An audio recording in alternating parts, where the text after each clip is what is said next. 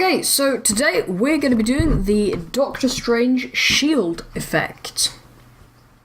Okay, so to do this effect, first off you need some footage just of a hand doing some magic-y wavy stuff, and then maybe like a fist close at the end to like bring it back together.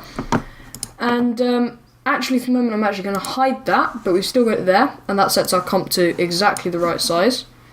And I'm going to grab some text, and I'm just going to make sure the paragraph is aligned to the middle and just do some random letters, it doesn't matter what, they can go over. And then I've got a font which there'll be a link to in the description, and it's called Dovahkiin. And when we've got everything selected and we put it into this font, it changes it all into like magic-y looking symbols that Doctor Strange shields sort of have. So that's just a simple way to do that without, I don't know, drawing out all these crazy symbols. So I'm then going to Control D, move it down, holding Shift to make sure you keep it in a straight line, and then I'll scale it a bit, maybe to like there. So it's just a bit smaller, which adds more variety. Click Control D again, maybe move it down a little bit more, and then maybe we want to grab this first one, move it up, make it a tiny bit smaller, and then I'm just going to select all these, and just to make sure they're completely aligned, I'm going to go to my Align tab, and if you don't have that, click Window, and then make sure you've got Align with a tick on it, and then I'm just going to put them on the centre, and I didn't mean to do that. Right, okay, so just want them in the centre. Okay, so that's cool, but another thing in Doctor Strange is they have some lines in them. So you can either click right click New Solid, or you can just click Control Y, and we'll call this line, and we'll make it white to go with our text, and click OK. And then if we just hide that, we can grab our mask tool, and we can just mask a tiny little line going there. Then we can reveal this layer again. So that's way too thick, so we can go into the mask, turn down the expansion, and then make it a bit wider.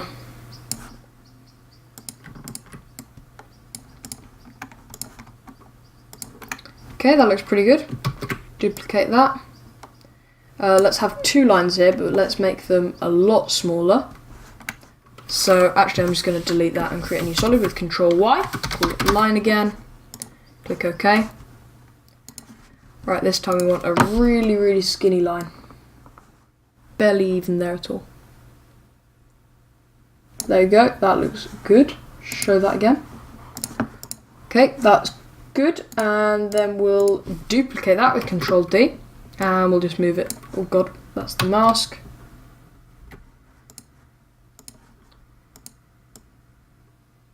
I didn't mean to do that. Let's just hit P, and then we can change the position manually like that, so we don't accidentally click the mask. Okay, and then maybe we'll actually duplicate this line again, grab the position, and move it down to the bottom. So now we have some cool sort of effects, and I know I said that was the last one, but actually one at the top will look quite good, like that. So we've got some sort of magic-y, crazy stuff going on here, and then I'm gonna right click and click pre-compose, and we're just gonna call this shield text. Click OK. So now we've got our shield text, and we're going to add an effect called polar coordinates, and what this does is it takes the thing and it interpolates it, and you can choose polar to rect or rect to polar, which makes it into a circle. So you can see now we've got a sort of shield thing going on. You might want to scale it up, make it a bit bigger. It looks a bit like a column-y thing, but I think it looks quite good. So then we've got the center. So in there, I'm going to click on the polygon tool. I'm just going to do Control Alt Shift, and doesn't really matter. That's around good. Okay, and then we'll use our Align tab again to make it perfectly in the center. And you can see, since we didn't have anything selected, it just made a shape layer. So we can open up the contents, open up fill, and we can actually just click delete on that. So it's just the line now, but you can't see it, so let's make it a bit thicker, and put it to 5 in the stroke width, and that looks okay. Okay, so now we've got that. Okay, so now we're going to create another shape, so nope, we have that selected, don't want that. We'll just make a shape like that. And for this one, again, we'll just click fill and click delete, and stroke. This time I'll change it to 2, because we really don't want anything that thick. Now, it looks like at the moment there is only one of these, and it's not a very complicated shape. But there are a few things we can do. And if we go into polystar path, we can change it to a star, and then change the points, so we can make that up to 10 maybe. And then we can change the radius so it goes into a cool shape like that. And then, to add to that, we can also click add here and click repeater. And then if we open up this repeater, you can see it's made some copies of it. So if we go into then transform, you can see it's moving them to the side, which we don't want. And that's because of this thing here, position. It's moving every copy 100 pixels on the x-axis. So if we turn that to 0, they're all in the same place. And then we could change rotation to something like 25. And you can see now we got something a bit more complicated. So maybe we'll try 40. No, I think 35. No, they're a bit too close, so I think 25 actually might be quite good. And then we can make more copies until it becomes like a full circle like that. But I think 5, no, I think actually just leaving it at 3 is quite a good amount. So then we can align that in the center, and I think we'll make one more shape without the shield selected, and this can be a really small shape, and we'll just repeat the same process, deleting the fill, changing the stroke, and we'll make it into a star again. This time we'll make it so it's only got 6 points, so it's still something a bit interesting, and we'll change the radius to be like that. So it actually still looks a bit starry. Then we'll add our repeater again, and we'll change the transform down to 0, and we'll go with 25. And already that looks perfect, and we don't really need to do anything else to that one, apart from aligning it in the center, like so. So it's quite complicated, but I think the shield looks quite good. So now we want to start animating it a bit.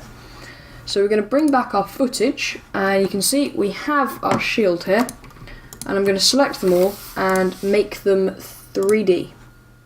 So now we can open up the transform tab on them all, and we can change their orientation.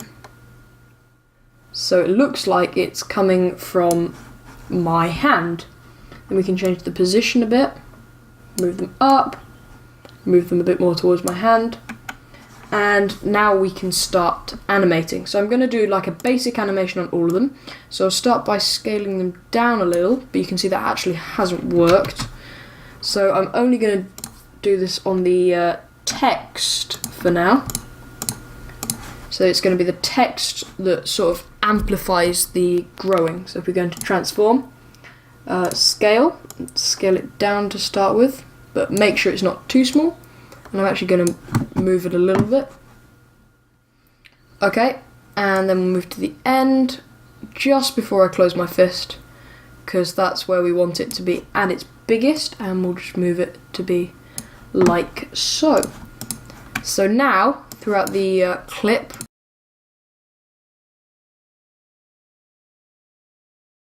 so what we can also do is make it look like it's moving through 3D, because you see that quite a bit in the trailers. There's a cool one with loads of different circles and squares and shapes. So we're going to try and do that with the position. Move to there, and we can move this one out a bit, which looks really cool. Now we can also do a bit of animating with our shape layers. So I'm thinking position, and then we might want to make this one follow, and same with this one. So that way we've got something cool that's going on.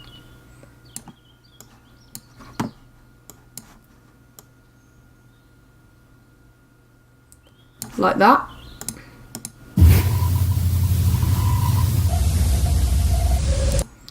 But we're leaving this star behind, so I think we probably want to do a bit of animating on this one. But to make some variation, I'm not going to make it go as far. So with the position, I'm going to make it so it follows. Just reveal our keyframes on this layer so we know when to stop. There. Only going to move it a little bit, like that. So it's sort of getting left behind, but it's trying to catch up still.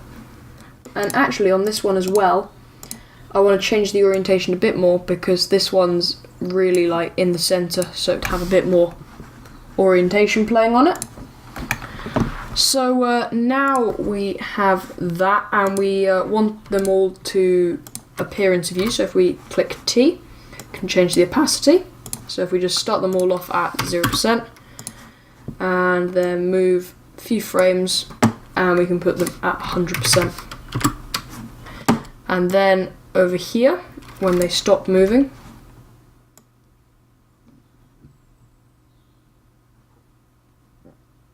we can set the opacity down to 0, and then I'm going to move forward a little bit and just reset it back to 100, so it's as if they were like still there. So I want the fade out and the fade in like that. But another thing I want to do is I want to select them all again, click U to reveal all the keyframes, and for all the opacity ones, I'm going to right click, keyframe assistant, and click ease. So this makes it so it's sort of a popping effect. So it starts off slow, gets faster, and then slows down towards the end. And we're going to do it to these ones as well.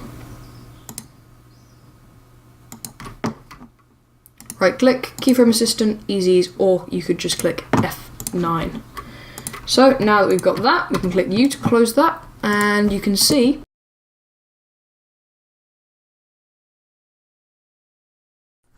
okay, so now let's colorize it. I think I'm going to go with green. You could do orange or really whatever color. I'm just using green or orange because that's what they used in the movie. So I think that's how I'm going to do it. And actually I can see here at the end they actually fade out before I make the fist, which is fine because we can literally just grab the layers and move them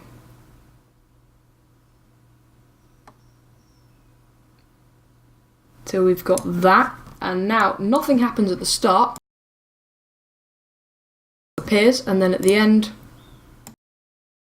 my fist and it stops and it looks more immediate and punchier. Okay, so I'm gonna right click and pre-compose to and just call this shield. Click OK. That looks cool. And then in effects we're gonna add a glow to the shield.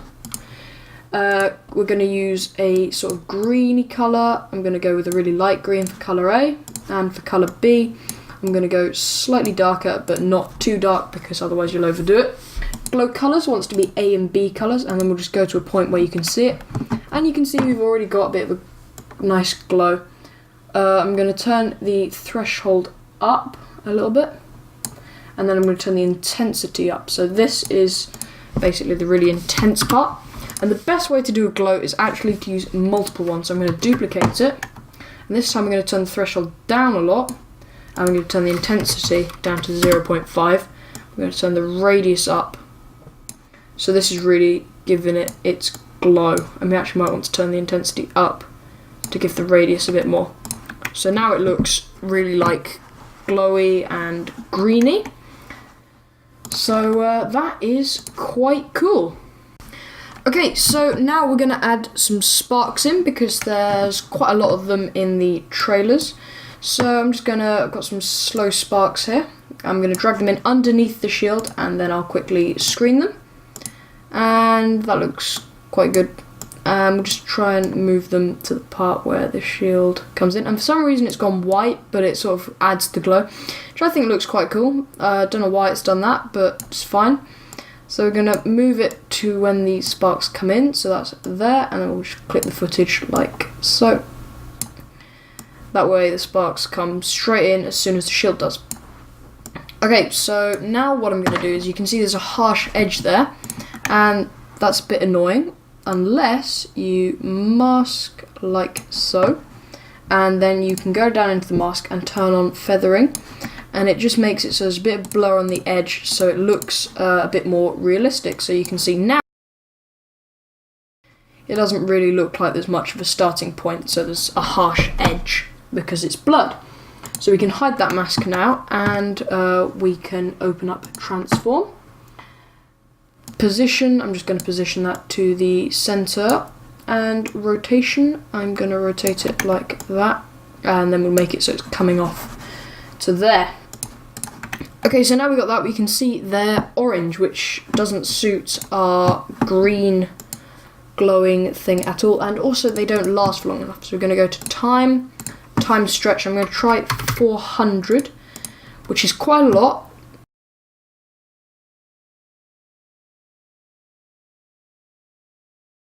So we'll just take it to 200, which should look good. So if we go to the beginning. Okay, so 200 looks like it's working, so we can now get working on the next part. So now it's time to colorize. Now to do this, I'm going to throw on hue and saturation, and I'm going to completely desaturate them, so they're completely black and white. And then I'm going to go to our shield, and I'm going to grab our two glows, and I'm going to click Ctrl+C, and then I'm going to paste them on to these sparks. Now, the glows don't work as well on the sparks, so we need to really ramp up the intensity, turn down the threshold. There you go, we've got some glow now. And for our second one, turn the radius up, turn the threshold just to 0, intensity, like that. Now we've got some really cool green glowing particles. And then the fade out, I'm going to duplicate our sparks and move them to the fade out as like a final puff. And this little sparky thing here, we can rotate it so it's like sort of coming from the hand after just doing a spell.